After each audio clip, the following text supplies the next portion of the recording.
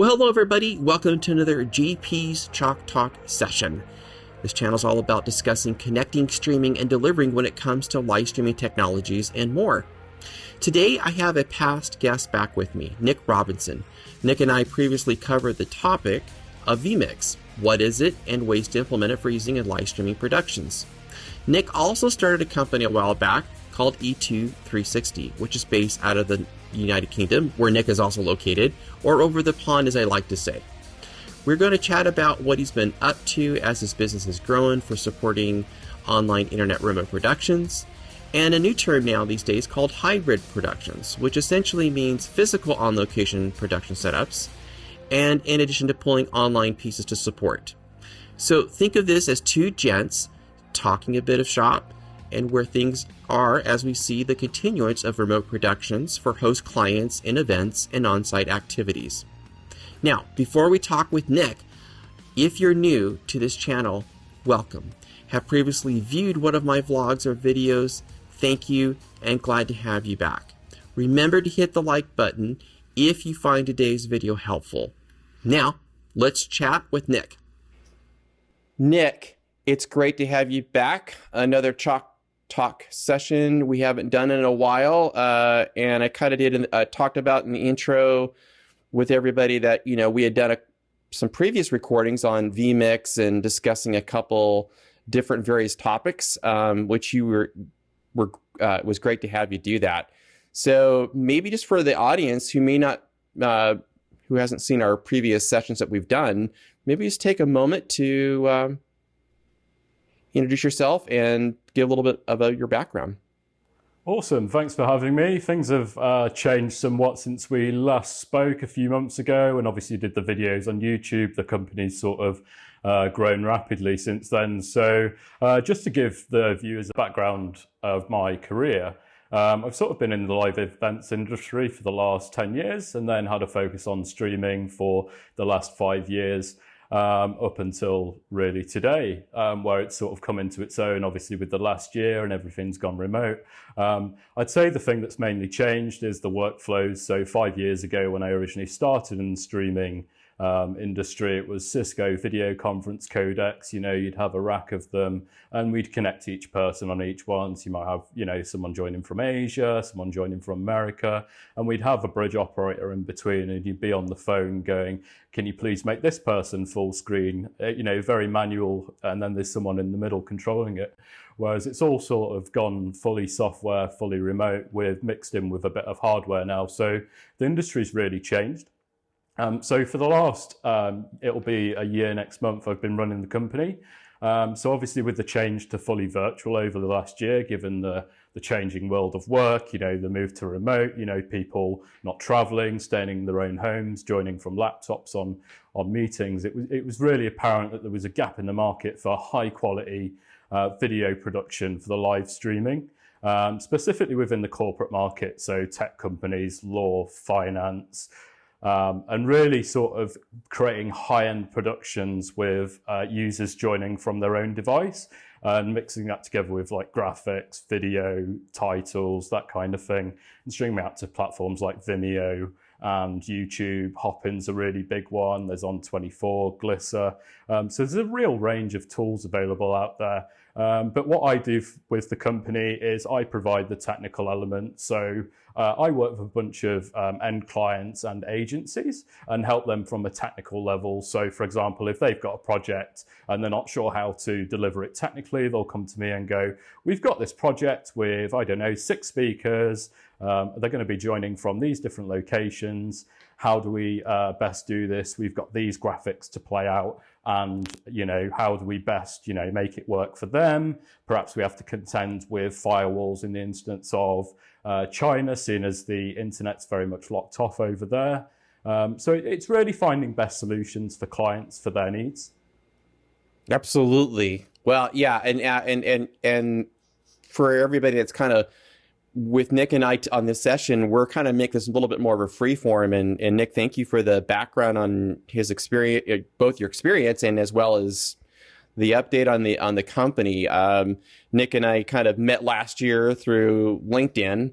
And so Nick's been a great support I consider Nick a great friend, and we often exchange a lot of different feedback on live streaming production type activities and where we're at. And obviously Nick's located over in the United Kingdom and I'm over in the United States. And so Nick, I think this kind of takes us to the next topic of, as you just kind of jumped into a little bit of that, of where, as we've now gone past a year over since the pandemic occurred, and so many of these different changes have, kind of changed the process a bit of a way productions were working for a variety of different clients, right? Whether you're a nonprofit or a corporation or maybe a broadcaster, right? We've seen so many different changes. Maybe from your perspective, maybe let's just take a moment and talk about, as we see these changes occurring, words like hybrid come up and remote production, kind of what's your perspective? You've got a variety of different activities that you kind of mentioned on that, of working with different clients and understanding their needs. What are you seeing from your perspective? Yeah, sure. So the company's really evolved as time's gone on, and it's been really exciting, to be honest. I mean, I've sort of built the company up from scratch last year on my own. Obviously, being a solo entrepreneur operator, it's a world of sort of finding and going as you go. So I really have a thesis with the company, and the drive around the company is to go with the flow and really be flexible for the clients. So as the market changes, so for example, when I first started the company, it was fully virtual, obviously owing to the fact that people can't leave the house necessarily. They're going to join on their MacBook or, iPad, phone, PC, any device that they've got laying around.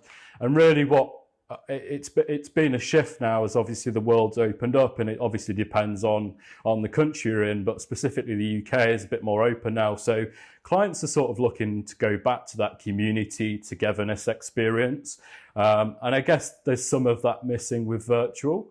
I'd say fully virtual, the clients, and certainly from what I've seen, is the reach is certainly higher than people in just a room, because when you're doing just an event in the room, the event's just sort of stuck to those 150, could be 800 people depending on the size of the event or the venue, or and really clients are starting to see global reach. So for example, some of the ones that I've been doing have had reach in Asia, Australia, all the way across Europe, Mexico, all sorts of places across the world. And this is what you wouldn't get before the whole move to virtual. And I think what's happening now is clients are wanting to move that virtual experience and move that to a venue. So now we have to bring in things like cameras, lighting, as we've got set up on my side, and really bring the whole studio to the venue. And it's finding the best way to deal with that, really. But I suppose the thing we've still got to contend with is some speakers may not be able to fly to the event. A lot of the stuff that I work on, the speakers may fly in for 2 days from America. They could fly in from Asia just to speak on a panel for an hour. And that's not really practical or feasible. So really, we might have a bunch of speakers here that are based out of London, and then we might need to bring in, for example, a person in America and then someone out of Spain, for instance. And it's really creating that best experience. So I think with the hybrids, you've got to think about three elements. So you've got to think about how the panel and the virtual attendee are going to interact together, meaning like the speakers, how do we best do that in real time, in good quality? You've got the in-room people to obviously consider, so in like a normal event setting. And then also you've got to consider the experience for the viewers on the stream and really make it, I suppose, exciting. Because I know with myself, if I'm watching something on just a laptop, I'll walk away after 10 minutes. And it's really creating that, valuable experience, getting your message across, and really creating a good level of experience between your in-room and your virtual participants. No, absolutely. I think you're totally right. There's so many different, the way we've talked about this offline is that there are so many different facets to this process now, right? It's more than just, a remote production kit when it started out last year, or all these various pieces. And because of some of the restrictions, and even with the new variant that is hitting with certain countries, and even here in the United States and different parts of the world, we're still kind of working through where some people can travel, some cannot. Some of these venues may be on site. Can we have something there? So there's all these various kind of wheels turning. I think that's kind of like, I think you did a great job of kind of highlighting the fact of, of trying to ensure that we're keeping on top of what we can do and to ensure the overall experience, right? Like you said, for us watching online, whether it's a corporate event or broadcast level and those type of activities, that we want to make sure that people stay connected, but at the same time also make it interesting, right?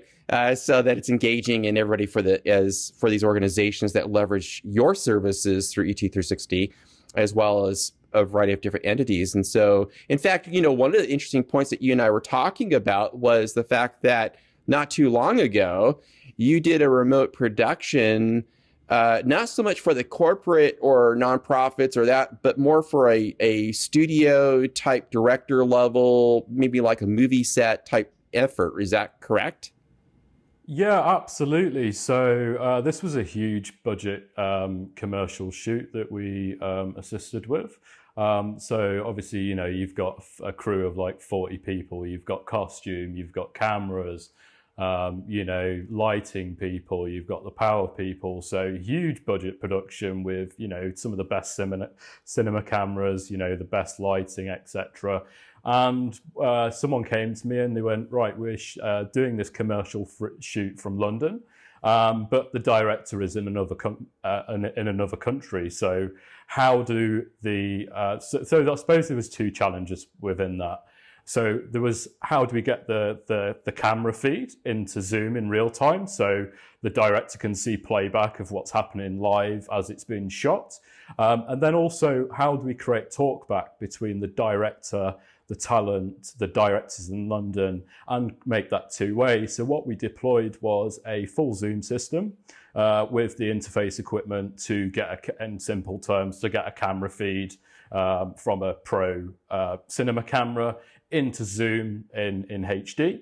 And then also we created a wireless RF system spread across the venue, which was, in-ear monitors, so like the Shure in-ear buds that I've got on wireless packs. And then we also gave the crew lapel mics so they could have two-way talk back in real time.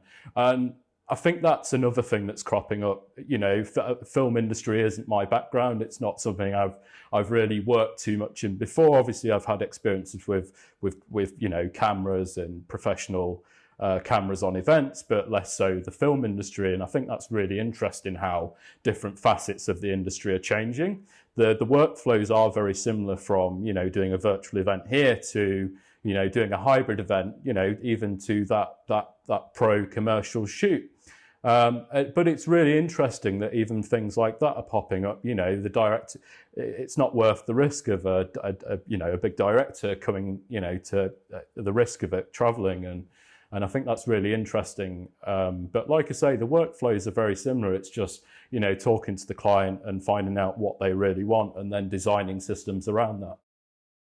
Absolutely. And I think that's kind of the key to the process that for the audience here, what Nick's kind of hitting on is that a lot of the various facets, while we have people that are, I think Nick would probably concur to, is that are somewhat brand loyal to a specific way we've done things over the past many years, whether it's video production in its traditional aspect or the film industry and many other venues.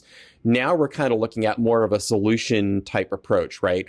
I'm not so concerned about a particular brand as I am more focused on how do we build the solution out to support the need, right? And Nick, you're kind of hitting on that, is kind of understanding, just taking that as a snapshot. That's not an easy process for a lot of things that we're kind of working on. And so, Nick, you kind of did a great job. And I think that's kind of where we're seeing now, and I appreciate you kind of going over that process with the film industry and even other areas of corporate production and live streaming where, maybe that somebody wants to monitor what is being filmed. They may not be involved, but it's the back of stage type effort. And then you need the comms, right? And that might be Unity, it might be some other type of two-way communication, and maybe it's through vMix. Might be a different process that we're trying to implement so that everybody's kind of on the same channel, and we can kind of make sure that as we're capturing it, we're really kind of getting the essence of what needs to be done. Yeah, exactly. I think something that I've done and worked on personally, and developed myself over the last couple of years is working back from the experience and then going to the solution. I think previously in my career, I've been I'm really into the tech. I love the tech. I research things about, cameras and lighting and audio, and, there's a whole world of equipment that you can get lost in for hours every day. But I think what I've turned it on its head and really started talking to clients about the experience, and then sort of working back from there to find, I've got lots of different tools. So like we've got vMix in the background, for example. The kit that I'm shooting on is my executive shoot kit. So we've got a Canon cinema camera plus some new panel lights that we've got, and an Atom Mini. There's not really one solution that works for all jobs or all events or all projects, but it's really working with the client or the partner and going, what's the experience that you want? What speakers are joining? What is there any limitations of, could be corporate networks? That's the thing that we all have to contend with. So for example, a certain call platform network, how do we best get an experience for those sorts of people? Or I don't know, YouTube might be blocked or something, so we may have to simulcast. And I think it's understanding and working with the client, and then having the knowledge and the know-how to really deliver those solutions on a bespoke basis to some level. Obviously, I understand when you're delivering, 5-6 events a day, some days it's difficult to really create bespoke solutions for everyone, but I think it's having that consideration with this stuff. Absolutely. I think that's key. I appreciate you so succinctly brought that together, because I think that's kind of the key for live streaming. We talk a lot about the overall quality of experience. There's the quality of service in terms of just the overall back-end process and what we're using and whatever the components comprise, or the recipe, if you will, of the effort. And this kind of hits on a note. So for everybody, Nick and I, like I said, have been conversing back and forth, and just jumping back for a moment, Nick brought up vMix in the background in his office. Congratulations to Nick, because as his business is growing and he's got more clients, and that's great, and he's helping a lot of folks out. They moved to a new space. And so you can kind of see behind Nick in this background, Nick, you've kind of got, you've grown. You've added new cameras, lighting. You and I are always exchanging different things. You're kind of giving me updates, and I think it's been fantastic to see the opportunities that have come about in terms of where you've been able to help support and work with your clients. And so, so I appreciate Nick kind of highlighting the fact what's behind him and the camera and the lighting that he's using. And so I would encourage folks to check out Nick's website.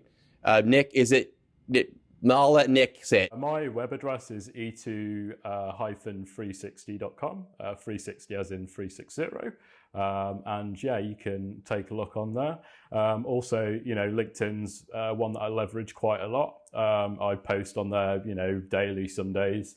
And more about, I suppose with a lot of the stuff that I work on, it's very private under NDAs. So there's a lot of things I can't talk about, and just with respect to my clients as well. But it's been really exciting over the last year, really. We sort of, started the business at home.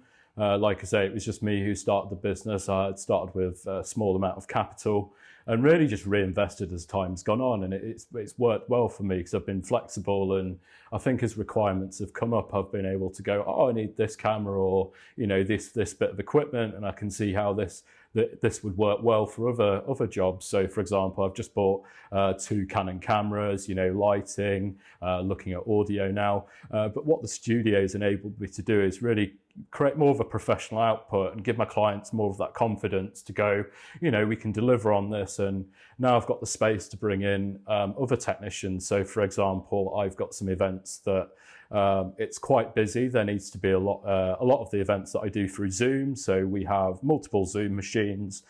They join the same call, and we pin each person on one feed per call in a simple way.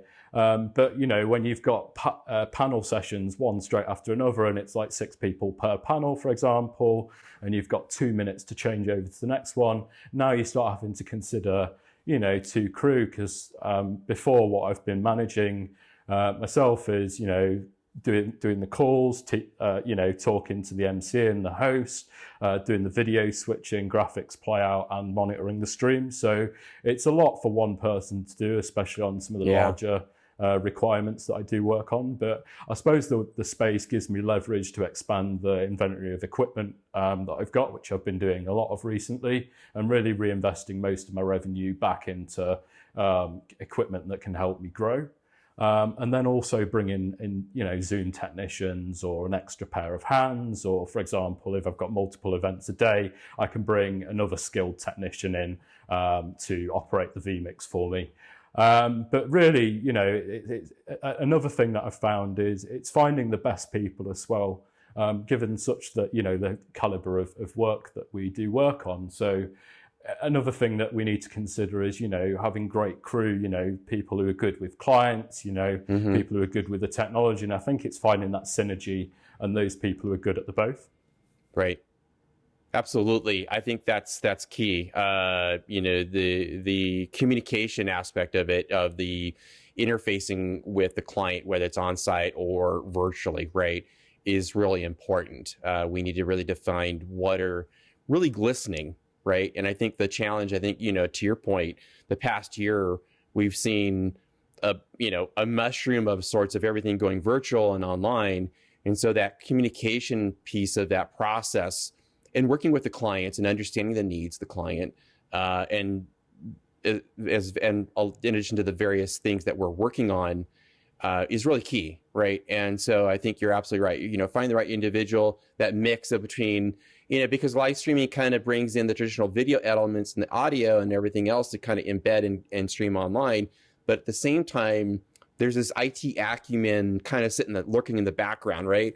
And so we kind of have to have this technical piece, but the business component and the interfacing and being able to provide a really good experience for the client, so they feel good about the trust they're putting in either you or I or anybody that they're trusting to accomplish and service what needs to be done.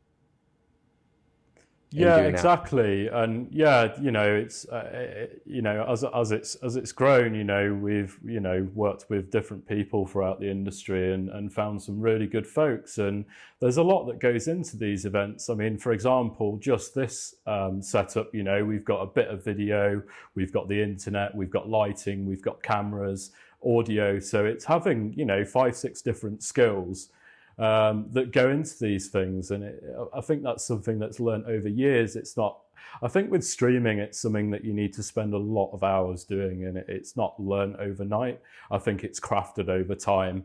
And all of these facets you can really go into. So a lot of people have just had careers in being a camera operator, for instance, or, being a gaffer doing the lighting. And there's exactly nothing wrong with that. But what I've always enjoyed is doing a bit of everything and, really finding knowledge on, the lighting, the video, the audio, and sort of bringing that all together. So I think it's put me in a good place personally, having all of these different skills, and it's allowed the business to grow and just having that knowledge in different areas. Absolutely. Well, Nick, this has been a great time just to kind of recap and kind of talk about where things are at. And I so appreciate your time and also for Nick's feedback. He's been, again, a great friend and a great supporter of helping me out in certain areas, and we often exchange different ideas. And I'm really excited for Nick's. I'd encourage everybody to go check out Nick's site. Well, I'll put a link in the description, and we'll make sure to give some direction to his site as well as. So if you're in the United Kingdom and you happen to be watching this or anywhere thereabouts, reach out to Nick, right? And what questions you might have. And two, I want to put this out for the audience in terms of remote production or live streaming. It'd be great to get people's feedback to kind of see if people will comment when they watch this video and kind of share their feedback with us and do that. So Nick, thank you so much for your time. And I really appreciate you and in your help and support, but also I just wish you all the best, man. And the stuff that you're working on and for the businesses as you grow. I want to thank Nick for his time and contribution in this talk today.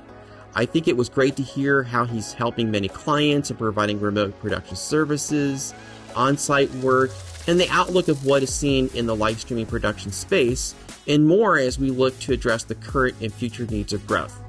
Maybe you're a host yourself or a live streaming operator. And if this session was helpful, then please like, share, and comment. Your comments and likes really do help this channel grow. If you're not a subscriber today, then please subscribe.